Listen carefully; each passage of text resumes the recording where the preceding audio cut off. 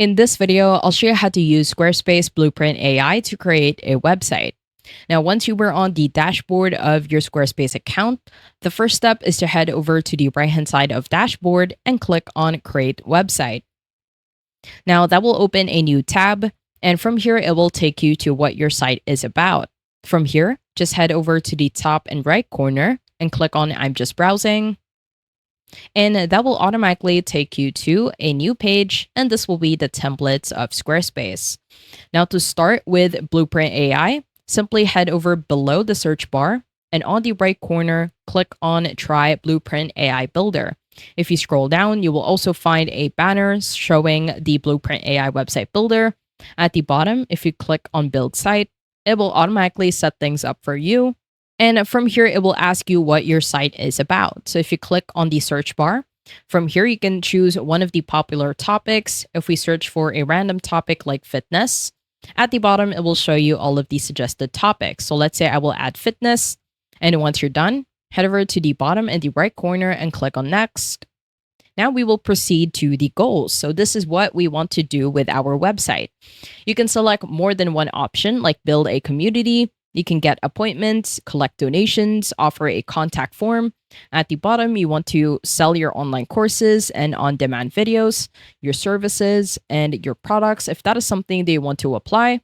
But once you're done, at the bottom in the right corner, just click on Next. Now, that will take you to your site info. Now, from here, you need to choose a title as well as a brand personality. So from here, let's say that our fitness website will be named as Lexical. On the right-hand side, you will see the limit of the words or the letters. At the bottom, you can choose a brand personality, either professional, playful, and on each and every brand personality, it will show you how it would exactly look like. As you can see in here, I will choose bold.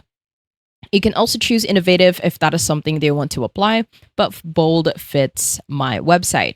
Now, once you have your site info at the bottom in the right corner, click on Next. It will now take you to your pages section. Now, once it's done, as you can see, this is what it will look like. On our pages, at the top, we have homepage, an about page, contact, and shop. On the right-hand side, these are all the pages that are selected.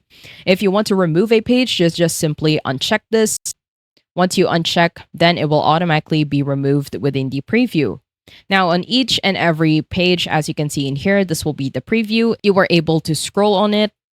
And once you were done with the pages of your site, at the bottom in the right corner, click on Next. And the next step will be the color palette. Now, from here, you can choose a color palette, either a professional, a bold. You can also choose a playful, sophisticated, friendly, quirky, innovative, the same options as before. Let's say I want to do bold, and I will choose this color palette.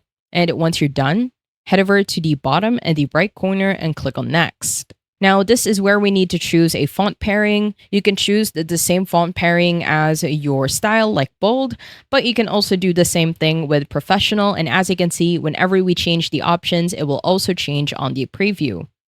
And once you're done, head over to the bottom in the right corner and click on Finish.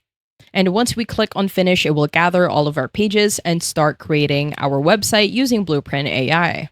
And once it's done, it will automatically take us to the dashboard or the homepage. From here, head over to the top bar. On the right-hand side, click on Edit Site. And then once you click on Edit Site, it will automatically take you to your website preview, wherein you can start customizing your Squarespace website that is made by Blueprint AI. I hope you found this tutorial helpful. Please let me know if you have any other questions in the comment section below, and I will try my best to help you out.